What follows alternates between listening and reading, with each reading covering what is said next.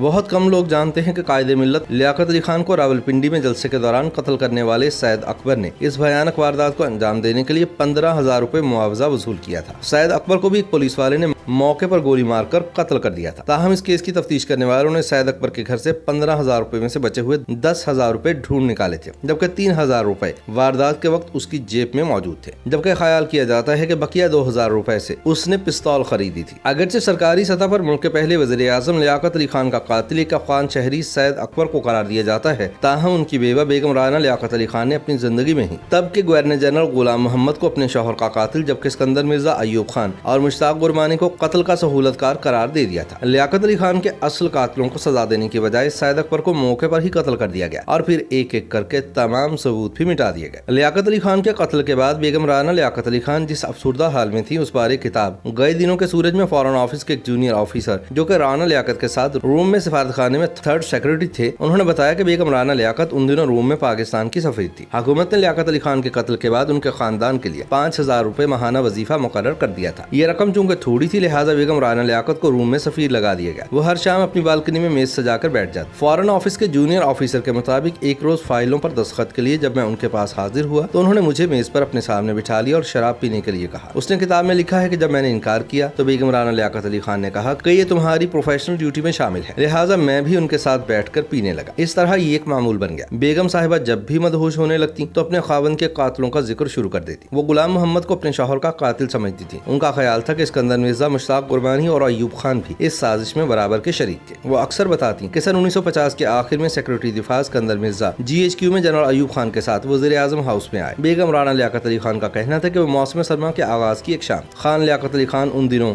ان دونوں کے ہمراہ اسٹڈی میں چلے گئے، جہاں وہ 2 گھنٹے تک پتہ نہیں کیا باتیں کرتے رہے، لیکن جب وہ لوگ واپس چلے گئے تو میں نے اپنے میاں کو پریشان پایا۔ وہ رات گئے تک قہوہ پیتے رہے۔ ان کی پریشانی دیکھ کر میرا دل خوف سے لرزتا رہا، لیکن میرے اندر خان صاحب سے سوال کرنے کا حوصلہ نہیں تھا، کیونکہ اس قسم کی کیفیت میں وہ مزید گمسم سے ہو جاتے تھے۔ لیاقت علی خان نے نماز فجر کے وقت مجھے بتایا کہ فوج کے کچھ لوگ ہماری فارن پالیسی سے مطمئن نہیں ہیں۔ وہ چاہتے ہیں کہ ہم روس کو دوست بنا لیں۔ یہ لوگ ہمارے مسائل نہیں سمجھتے۔ بہرحال سب ٹھیک ہو جائے گا۔ ٹھیک 3 ماہ بعد ہمارے نئے آرمی چیف نے جنرل اکبر سمیت دوسرے ایسے فوجی اور سول لوگ وزیر اعظم کو پیش کر دیے جو ملک میں اشتراکی فوجی حکومت لانے کے لیے ان کا تختہ الٹنے کی سازش کر رہے تھے۔ اسکندر مرزا نے مجرموں کی فائل وزیر اعظم کو پیش کرتے ہوئے کہا تھا کہ دیکھ لیجئے، ہمارا انتخاب غلط ثابت نہیں ہوا۔ خان صاحب نے فائل پکڑتے ہوئے میری طرف دیکھا تو میں بے اختیار مسکرا اٹھی۔ چند روز بعد ان مجرموں کے خلاف راولپنڈی سازش کیس کے تحت مقدمہ قائم کر دیا گیا۔ بیگم رانا لیاقت کے مطابق میں نے لیاقت علی خان کی ذات میں بھی بعض تبدیلیاں محسوس کی۔ وہ رات دیر تک جاگتے رہتے، قہوہ پیتے رہتے، بعض اوقات پوری رات نوافل پڑھتے رہتے۔ انہی دنوں CID کا چیف بھی کثرت سے وزیر اعظم ہاؤس آتا رہتا تھا۔ اور رانا لیاقت علی خان کے مطابق سن 1951 کی گرمیوں کی ایک شام کو لیاقت علی خان جب دفتر سے واپس آئے تو مجھے کہا کہ تم میرے پاس بیٹھو، میں تم سے کوئی اہم بات کرنا چاہتا ہوں۔ کچھ لوگ مجھے مارنا چاہتے ہیں۔ رانا لیاقت کہتی ہیں کہ ان کے شوہر کے خلاف کون کیا سازش کر رہا ہے، کون قاتلوں سے بات چیت کر رہا ہے، سازشیوں کے ساتھ کون کون شریک ہے۔ وہ ہر بات کے بعد غلام محمد اور گرمانی کا ذکر کرتے تھے۔ آخر میں انہوں نے مجھے بتایا کہ انہوں نے کابینہ کے اجلاس میں غلام محمد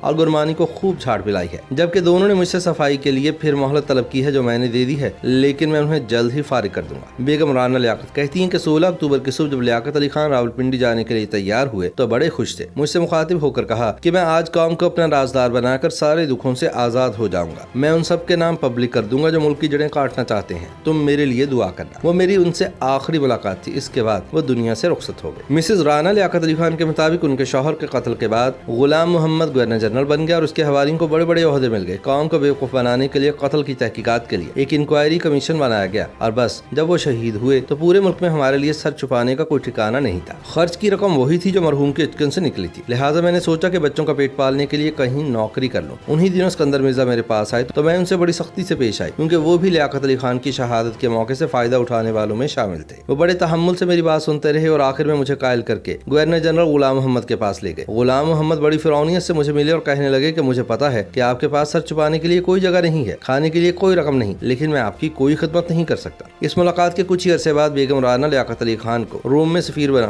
بیگم رانا لیاقت علی خان کو سفیر لگانے کے پیچھے اصل وجہ یہی تھی کہ ان کو ملک سے دور رکھا جائے تاکہ وہ مزید تفتیش و تحقیق میں نہ گھسیں، وگرنہ ان کو بھی واردات کا نشان سمجھ کر شاید راستے سے ہٹا دیا جاتا۔ اس بات کا تذکرہ کرتے ہوئے رانا لیاقت علی خان اس بات کا پس منظر بتاتی ہیں اور کہتی ہیں کہ ایک روز قتل کی تفتیش کرنے والے اس وقت کے IG اسپیشل برانچ اعزاز الدین کراچی میں میرے گھر آئے۔ انہوں نے مجھے بتایا کہ وہ قاتل تک پہنچ چکے ہیں، اگر وہ چند دن مزید رہ गए तो ये राज राज नहीं रहेगा। मैंने उनसे तफसीलात पूछी तो उन्होंने बताया कि सैयद अकबर जो कि लियाकत अली खान का कातिल था, उसको 15 अक्टूबर को एक CID का एहलकार एबटाबाद से रावलपिंडी लाया था। होटल के रजिस्टर में उसका नाम भी दर्ज है। उसको कत्ल करने के एवज 15,000 रुपए दिए गए थे। वारदात के बाद 10,000 उसके घर और 3,000 रुपए उसकी जेब से बरामद हुए, जबकि बाकी 2,000 रुपए का अब तक सुराग नहीं लगाया जा सका। IG स्पेशल ब्रांच ने बताया कि कातिल और उसका बेटा सबसे पहले पंडाल में दाखिल हुए और पहली कतार में स्टेज के बिल्कुल सामने जाकर बैठ गए। तब सारे पंडाल को पुलिस और CID के एहलकारों ने घेर रखा था, लेकिन फिर भी इस मशकूक हरकत पर उससे पूछताछ नहीं की गई। सवाल ये भी है कि लियाकत अली खान का जलसा शुरू होने से पहले जब सारे पंडाल की तलाशी ली गई तो पुलिस ने सैयद अकबर की जेब से पिस्तौल बरामद क्यों नहीं किया। सवाल ये भी है कि खान लियाकत अली खान के कत्ल के बाद जब अकबर के करीब बैठे कसाब ने उसे दबोच लिया तो फिर शाह मोहम्मद ASI ने उसे गिरफ्तार करने की बजाय उसे कत्ल क्यों किया। ये भी एक सवाल है कि मुश्ताक गुरबानी रावलपिंडी में होने के बावजूद वज़ीर आज़म के जलसे में शरीक क्यों नहीं हुए। ये भी जानना जरूरी है कि गुलाम मोहम्मद ने गवर्नर जनरल बनते ही IG पंजाब कुर्बान अली खान को गवर्नर बलूचिस्तान क्यों बना दिया। ये सवाल करते हुए बेगम राना लियाकत अली खान कहती थी कि शौहर के कत्ल के बाद मौत हर वक्त साये की तरह मेरा पीछा करती रहती है और रोज सड़क पर मेरी गाड़ी का एक्सीडेंट क्यों हो जाता है। IG स्पेशल ब्रांच एजाजुद्दीन ने कहा कि इन सारे सवालात के जवाब मिल जाएंगे, बस मुझे एक सबूत की तलाश है जो चंद रोज तक हासिल हो जाएगा। इसके बाद मैं अपनी रिपोर्ट आला हुकाम की बजाय अखबारात को दूंगा ताकि मुजरिमान को सजा मिलने से कबल ही रिपोर्ट तारीख का हिस्सा बन जाए। बेगम राना लियाकत कहती हैं कि IG स्पेशल ब्रांच से इस मुलाकात के बाद मेरे खदशात हकीकत का रूप धारने लगे। मुझे अपने खाविंद के कातिलों का यकीन हो गया और मैं बड़ी शिद्दत से एजाजुद्दीन की रिपोर्ट का इंतजार करने लगी। लेकिन चंद रोज बाद जब उसकी रिपोर्ट मुकम्मल हो गई तो उसके तैयारे को एजाजुद्दीन और उसकी रिपोर्ट समेत बम से उड़ा दिया गया। यूं मेरी आखिरी उम्मीद भी दम तोड़ गई। उनका कहना है कि सन 1952 के शुरू में सिकंदर मिर्जा मेरे पास गुलाम मोहम्मद का पैगाम लेकर आए कि अगर आप पसंद करें तो आपको सफीर बनाकर बैरून मुल्क भी भेजा जा सकता है। मैंने इनकार कर दिया, लेकिन सिकंदर मिर्जा बोले कि आप और आपके बच्चों के लिए बेहतर है क्योंकि वो लोग वारदात का हर निशान मिटा देना चाहते हैं। बेगम साहिबा के मुताबिक मुझ पर यह एतराफ करते हुए कोई शर्मिंदगी नहीं कि मैं डर गई और मैंने उनकी ये ऑफर कबूल कर ली। यूं लियाकत अली खान के कत्ल के पीछे मौजूद खुफिया हाथ कभी बेनकाब ना हो सके।